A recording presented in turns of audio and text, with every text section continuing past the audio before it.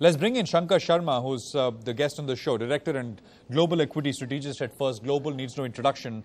Shankar, thanks very much. Let's talk about the GDP growth downgrades that are coming in thick and fast now. Are most of these downgrades, in your assessment, behind the curve with all that has happened in the marketplace with relation to what markets are doing? Do you consider them behind the curve, or are some who are pointing that growth might be closer to 5.5% preempting that things might actually get worse from here? What's your sense? Yeah. No, I mean, largely the cuts in the GDP growth estimates have come because of lowering of agricultural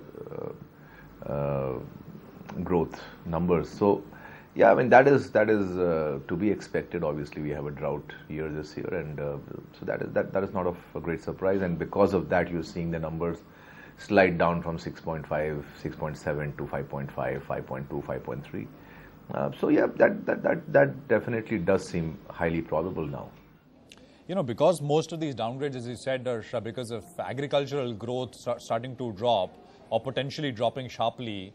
What is your assessment of how markets behave in these kind of periods? Essentially, less rainfall, agricultural growth dropping off. What's your sense? I mean, you got an election in 2014 as well.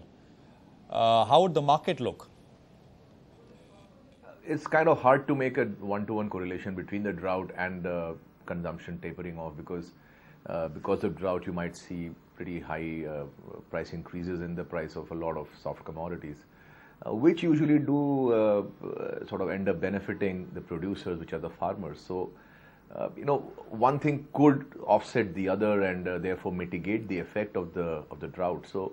So far, based on whatever we understand from companies and even anecdotally, there does not seem to be a big slowdown in the rate of consumption in rural India. I mean, you could talk, maybe it's not 9%, maybe it's 6% growth or 6.5% growth, but it's not as if it's falling off a cliff.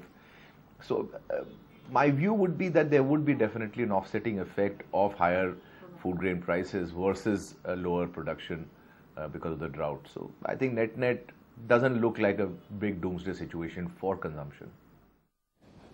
Shankar, in the backdrop of all that we've spoken about, is the recent optimism and the market momentum justified?